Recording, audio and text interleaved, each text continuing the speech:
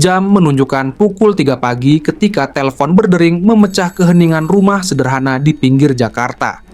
Agus, mantan tentara Indonesia berusia 45 tahun, terbangun dengan hati berdebar. Suara di ujung telepon terdengar familiar namun penuh ketegangan.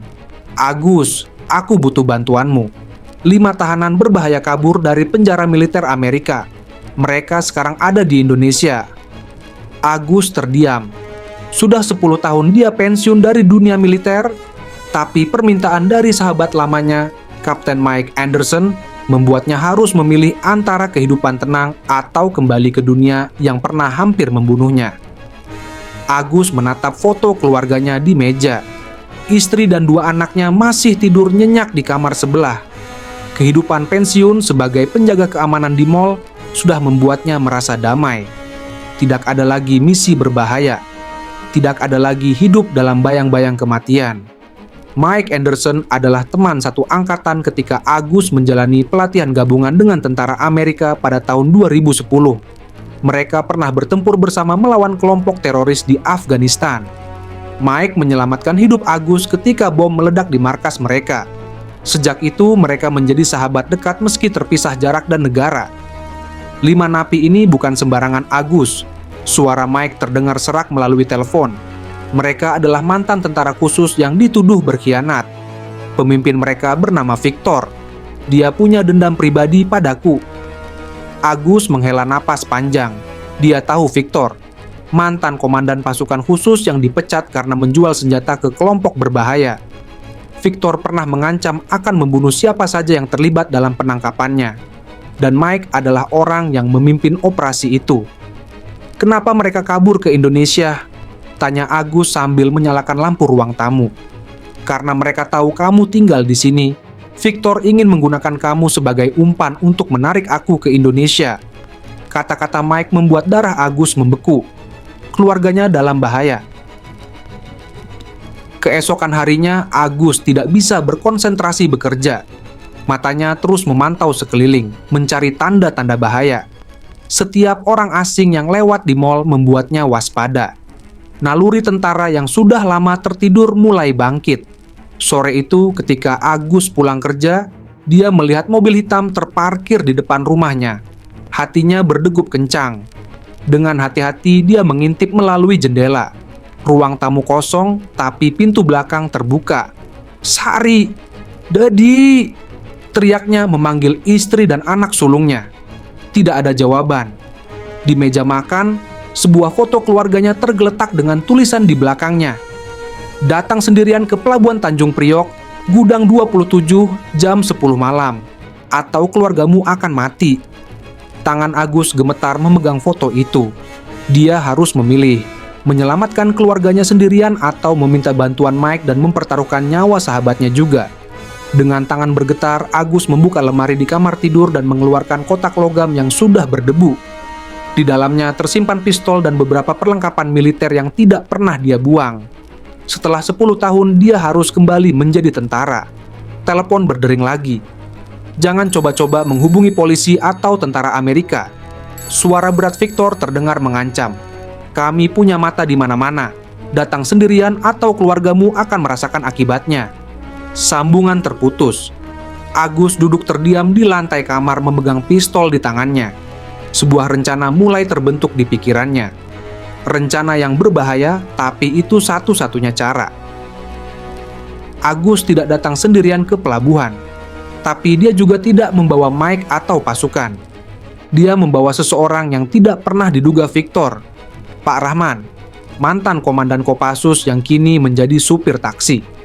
3 jam sebelum batas waktu, Agus bertemu Pak Rahman di sebuah warung kopi. "Pak, saya butuh bantuan Bapak. Bukan sebagai bekas komandan, tapi sebagai bapak yang punya anak." Pak Rahman yang berusia 60 tahun itu mendengarkan cerita Agus dengan tenang. "Sudah 15 tahun saya pensiun, Nak. Tapi kalau menyangkut keselamatan keluarga, saya siap membantu." Rencana mereka sederhana tapi berisiko tinggi. Agus akan masuk ke gudang sesuai permintaan Victor. Sementara Pak Rahman akan menyusup dari belakang dan mencoba menyelamatkan keluarga Agus. Mereka hanya punya satu kesempatan. Jam 9.45 malam, Agus berjalan menuju gudang 27. Langkahnya mantap tapi hatinya bergemuruh. Di saku jaketnya, telepon bergetar. Pesan dari Mike. "Aku sudah tiba di Jakarta, di mana kamu?" Agus tidak membalas. Dia tidak ingin melibatkan Mike dalam bahaya ini. Tapi tanpa dia ketahui, Mike sudah melacak lokasi teleponnya dan sedang dalam perjalanan ke pelabuhan dengan bantuan Kopassus Indonesia. Pintu gudang terbuka. Victor berdiri di tengah ruangan dengan 4 anak buahnya. Istri dan anak-anak Agus diikat di sudut gudang, mata mereka tertutup kain. "Selamat datang, Agus." Victor tersenyum dingin. "Sudah lama kita tidak bertemu. Terakhir kali di Afghanistan, kamu membantu Mike menghancurkan bisnisku." Agus melangkah perlahan. "Lepaskan keluarga saya, urusan kita berdua saja." "Oh tidak, ini tidak sesederhana itu." Victor mengeluarkan pisau dan mengarahkannya ke leher istri Agus. "Kamu akan menelepon Mike dan menyuruhnya datang ke sini, atau istri cantikmu akan mati duluan." Saat itulah Agus mendengar suara tembakan dari belakang gudang. Pak Rahman sudah bergerak. Kekacauan terjadi dalam sekejap. Pak Rahman masuk melalui jendela belakang dan langsung menembak 2 anak buah Victor. Agus memanfaatkan kegaduhan itu untuk menyerang Victor, tapi pisau di tangan penjahat itu masih mengancam leher istrinya. "Jangan bergerak!" teriak Victor sambil menekan pisau lebih kuat. Setetes darah mengalir dari leher istri Agus. Pak Rahman dan Agus terpaksa menurunkan senjata mereka. 2 anak buah Victor yang tersisa mengarahkan senapan ke mereka. Situasi menjadi buntu. "Kalian pikir kalian bisa mengalahkan kami?" Victor tertawa keras. "Kami adalah tentara terbaik Amerika. Kalian hanya 2 orang tua yang sudah pensiun." Tiba-tiba suara helikopter terdengar di atas gudang. Cahaya terang menyinari seluruh area.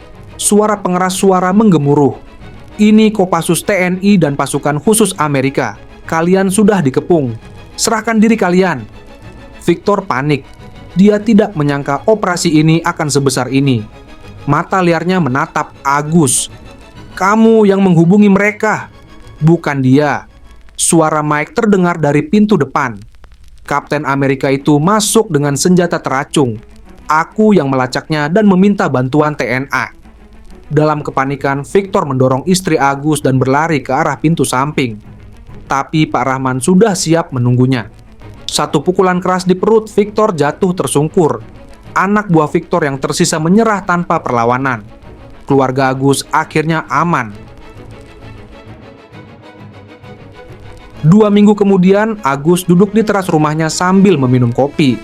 Luka di leher istrinya sudah sembuh, dan anak-anaknya sudah kembali ceria seperti biasa.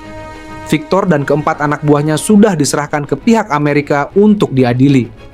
Mike datang berkunjung sebelum kembali ke Amerika. "Terima kasih, Agus. Tanpa bantuanmu, mereka mungkin masih berkeliaran bebas." "Terima kasih juga sudah membawa bantuan tepat waktu," balas Agus. "Tapi aku harap ini yang terakhir kalinya aku harus menggunakan pistol." Mike tersenyum.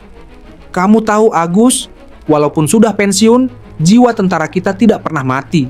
Ketika keluarga terancam, kita akan lakukan apa saja untuk melindungi mereka." Pak Rahman yang duduk di sebelah Agus mengangguk setuju. "Itulah mengapa kami menjadi tentara. Bukan untuk berperang, tapi untuk melindungi orang-orang yang kita cintai." Agus menatap istri dan anak-anaknya yang sedang bermain di halaman. Pengalaman ini membuatnya menyadari bahwa kehidupan tenang yang dia jalani selama ini adalah hadiah yang sangat berharga. Hadiah yang harus dia jaga dengan nyawanya. Keesokan harinya, Agus kembali bekerja sebagai satpam di mal.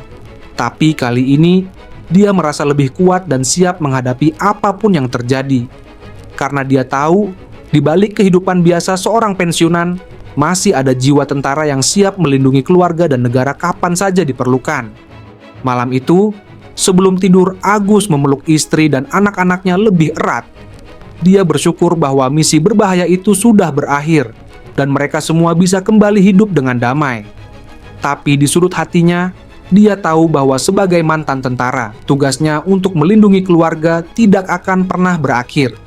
Dan di lemari kamar tidurnya, kotak logam itu kembali tersimpan rapat. Tapi kali ini, Agus sudah tidak berharap untuk tidak pernah membukanya lagi. Karena dia sudah belajar bahwa kadang-kadang, untuk melindungi kedamaian, seseorang harus siap berperang.